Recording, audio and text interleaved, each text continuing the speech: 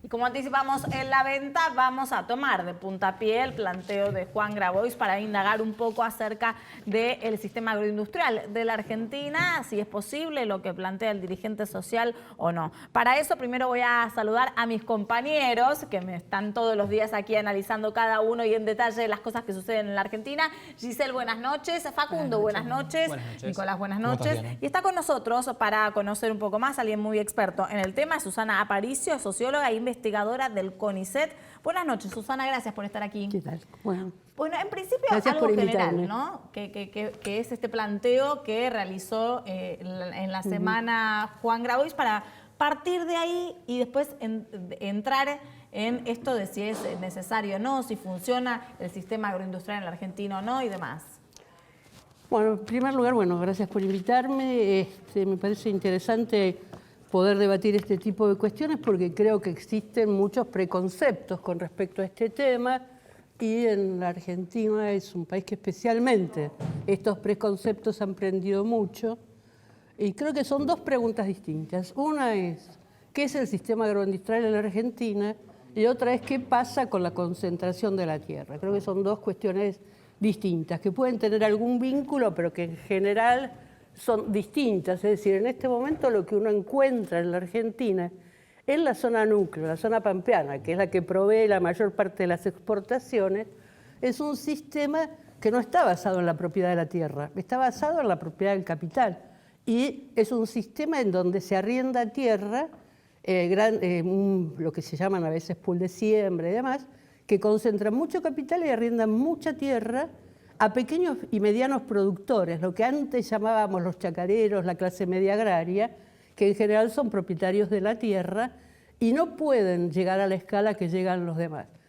Esto que se ha transformado en un agronegocio, donde cualquiera de nosotros puede invertir, cualquiera de nosotros como invertía en un fondo de inversión hasta hace unos días, puede invertir una cuota parte de un pool de siembra, y es una agricultura muy financiera, que además desarraiga lo que eran los chacareros. Cuando uno va por la Ruta 9, por ejemplo, es llamativo el sistema que hay de todos pueblos uno al lado del otro. Eran chacareros que reinvertían en su zona, no era que se venían a vivir a Buenos Aires.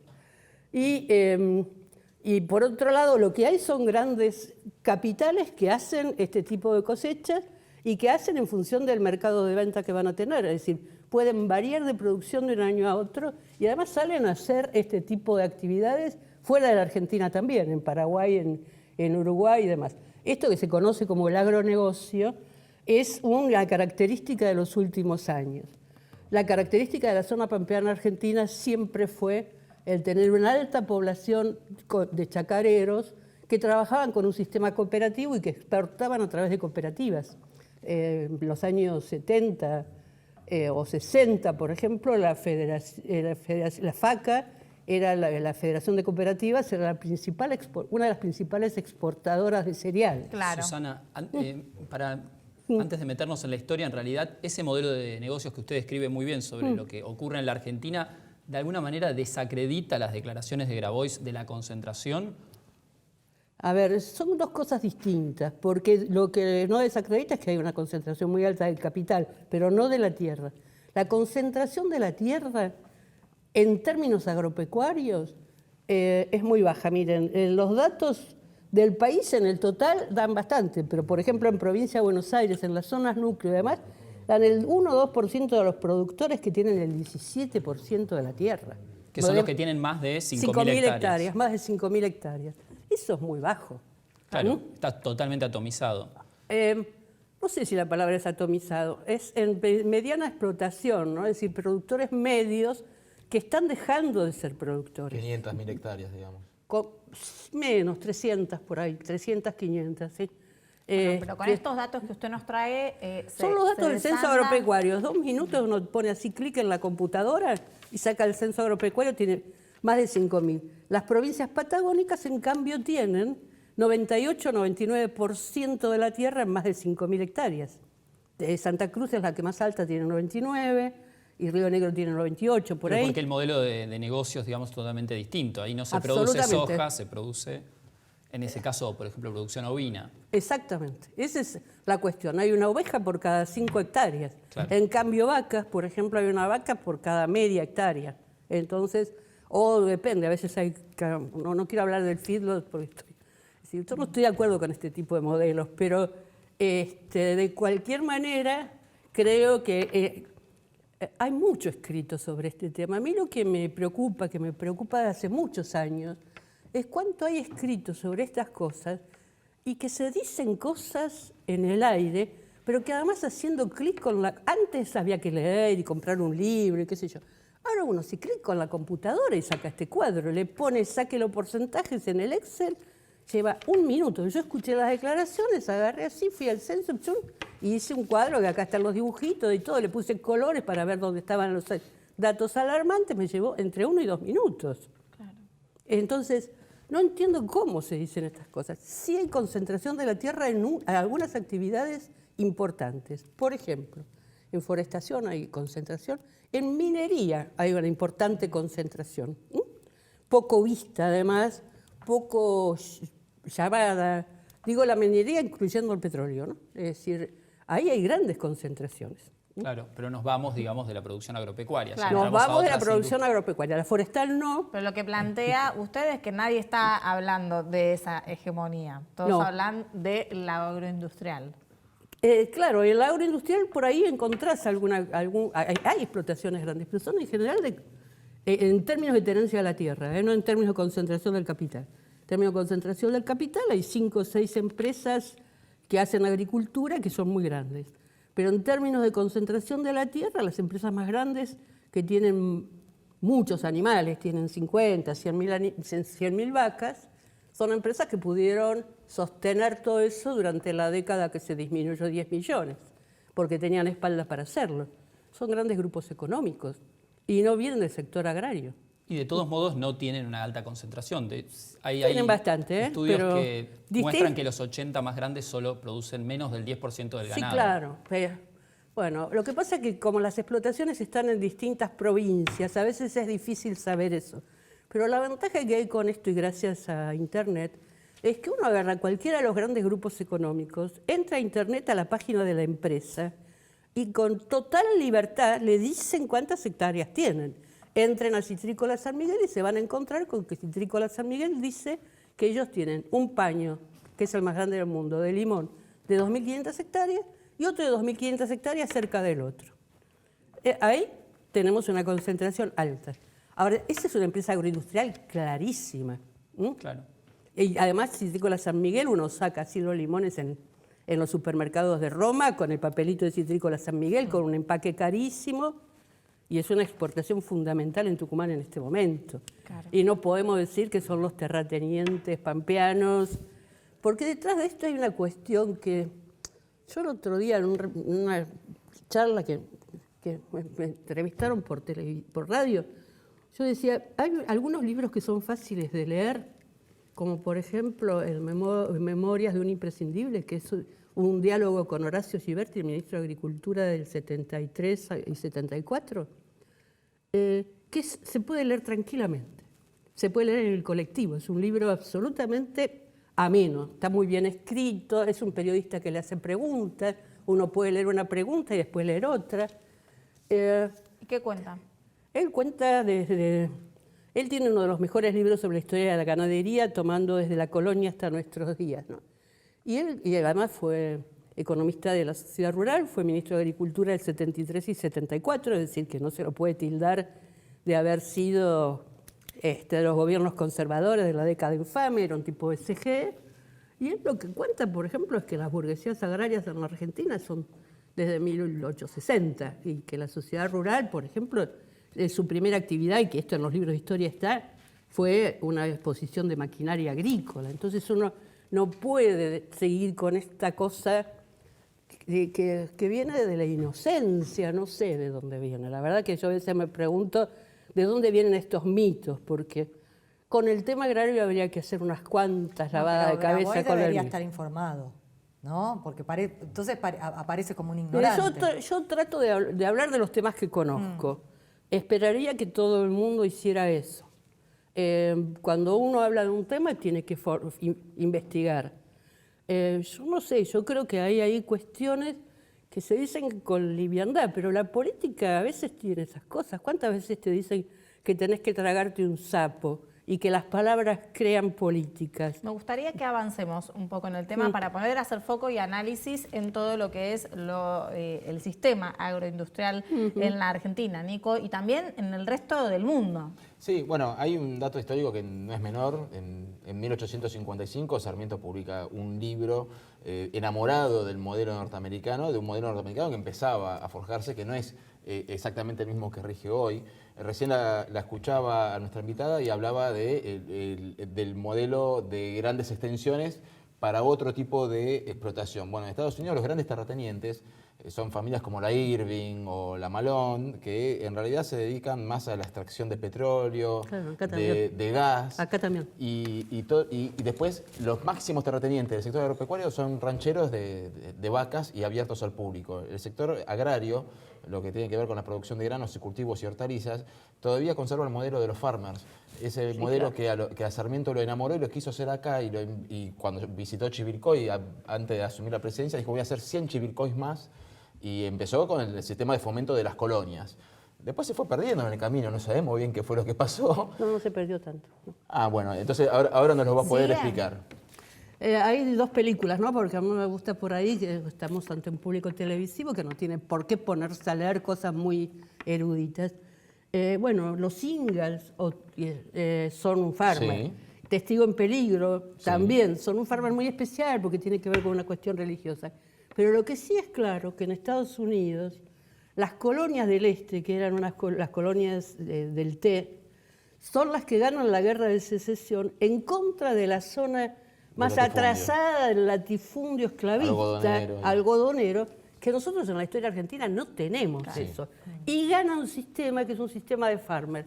Y no solo lo dicen algunos autores, lo dice Lenin. Lenin analiza los censos, y no podemos decir que Lenin es de derecha, No, bajo ningún aspecto. y analiza los censos de Estados Unidos y muestra que son explotaciones con alto capital, pero que son explotaciones que trabajan con la familia. Uno ve a los Ingalls, la verdad es que uno se ríe a veces, pero bueno, yo puedo reírme, pero si en general a los alumnos les digo, mírenla porque les daba alguna idea de cómo es. Sigue siendo así. Pero acá el sistema de las colonias se perdió.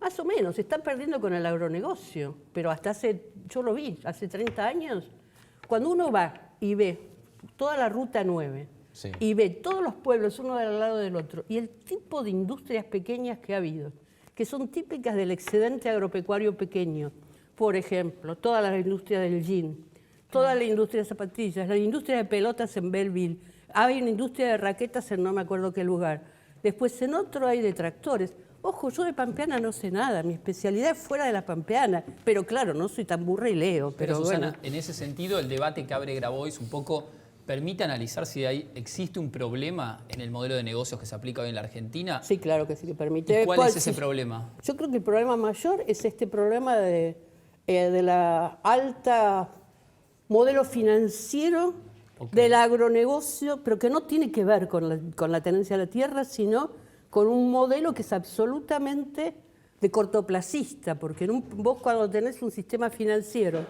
lo que haces, un cultivo dura 6 meses más o menos. Los ciclos agrícolas son cortos también. Claro, dura 6 meses entre que plantás y cosechás. Exacto. Si vos sabés que en Estados Unidos les fue mal en la siembra, ahora están sembrando... ¿Qué están sembrando? Inverso a nosotros, digamos. Están sembrando soja, creo. Exactamente, nosotros trigo, ellos soja. Claro. Si vos ves, Estados Unidos está teniendo problemas con la siembra de soja. Si vos ves que allá están sembrando soja, les está haciendo mal, en diciembre cuando sembrás soja acá, sembrás mucha. Claro. Y si vos tenés el capital y la maquinaria para hacer eso, vas y arrendás tierra, porque es lo más flexible, vas y arrendás. Y el pobre tipo, que era el chacarero, que hacía 5 cosas, que en los 70 por ahí hasta tenía algún... Yo he visto hacer duraznos en almíbar, en la Pampeana cerca de San Antonio de Areco, y vivir en el campo. Y uno ahora no lo encuentra, ese tipo arrendó la tierra. Claro. Ahora, y en los sistemas, hablábamos fuera de cámara, en los sistemas como los de Francia también, Sí. Francia Nicolás, tuvo ¿no? Y una si no reforma. me equivoco, vos estuviste en Francia, Susana. ¿Podés contarnos un poquitito para debatir ese modelo, si es bueno para imitar o algunas O si es cosas viable en o un si es país de viable este acá, tamaño, ¿no? claro. A ver, los países europeos tienen una historia campesina que la Argentina no tiene. Por algo los trajimos de allá a los trabajadores. Y a los campesinos. Mis abuelos eran campesinos y te plantaban frutilla para las nietas hasta en el cordón de la vereda.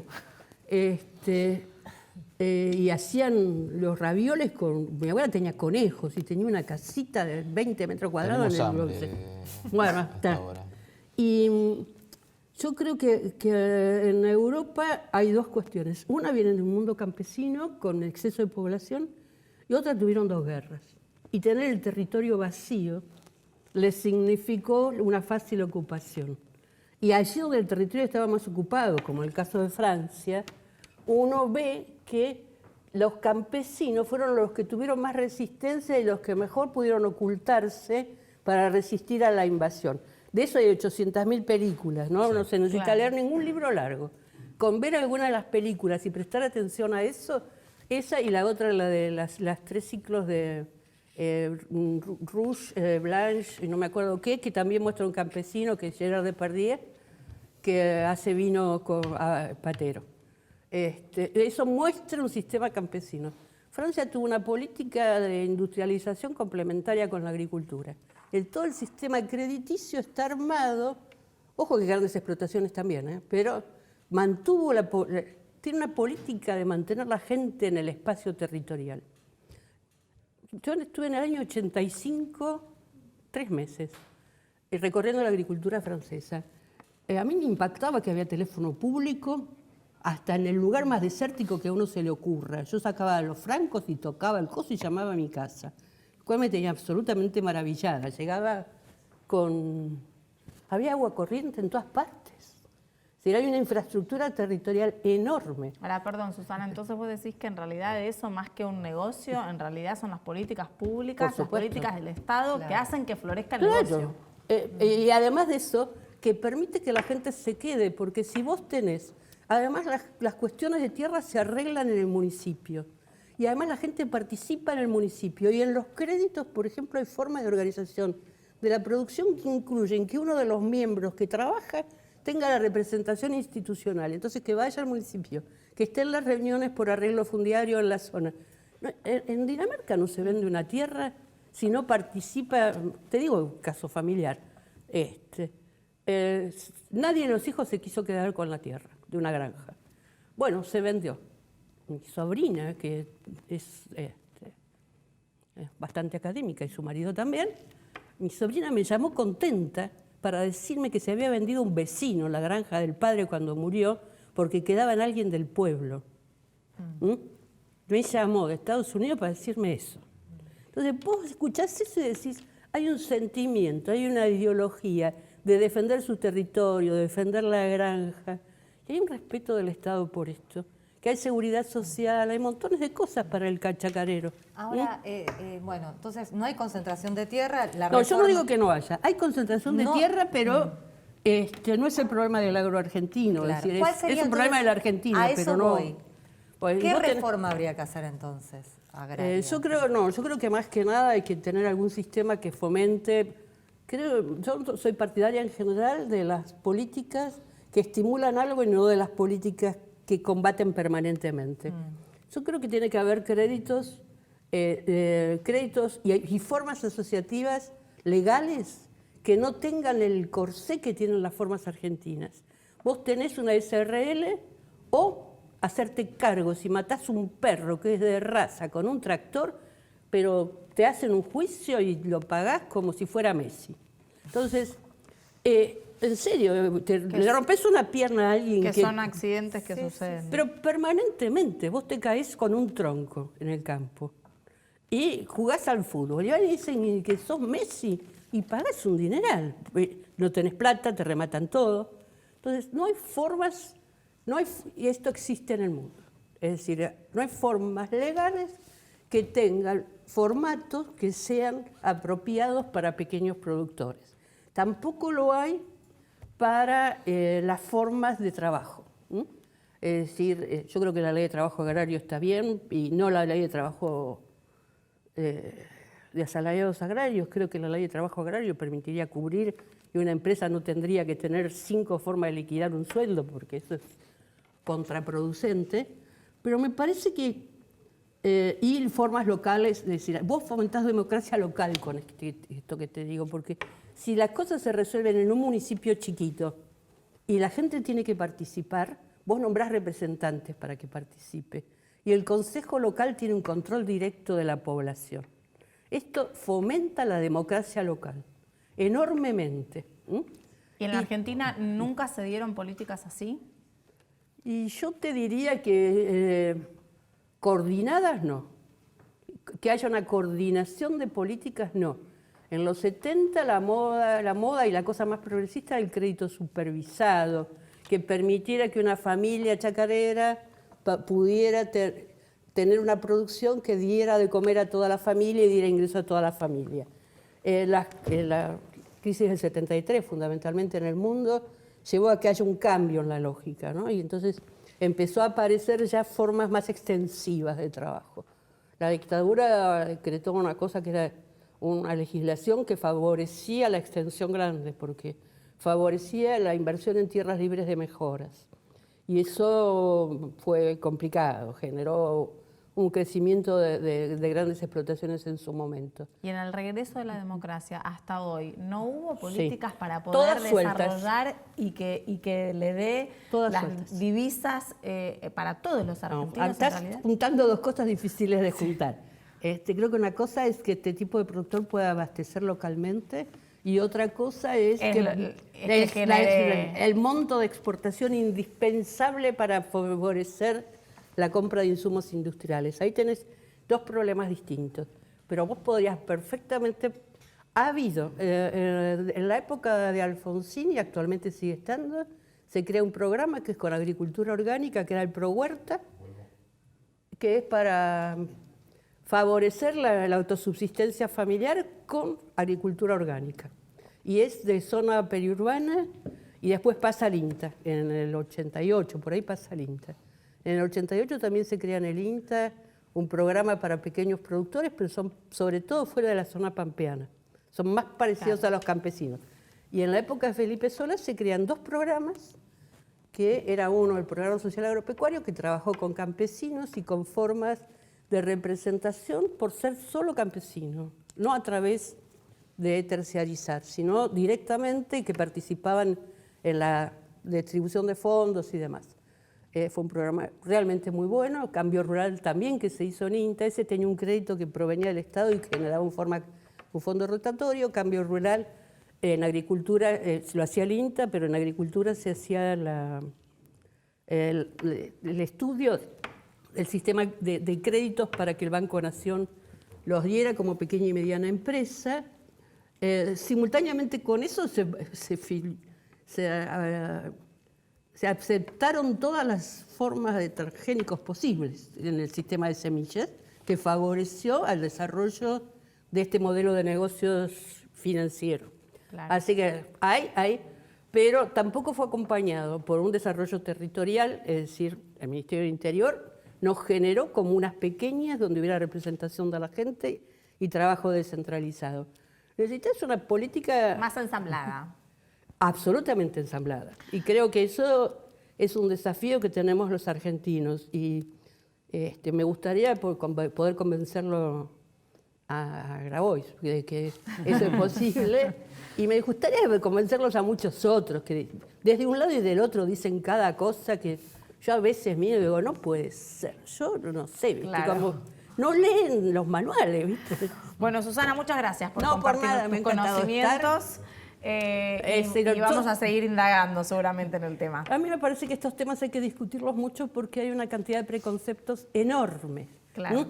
Como que hay una contradicción entre el agro y la industria. Los mayores agricultores de la Argentina en este momento son laboratorios. A ver si quedamos claros, de origen nacional. Muchas gracias por estar aquí. Bueno, vamos a un por corte, nada. enseguida regresamos.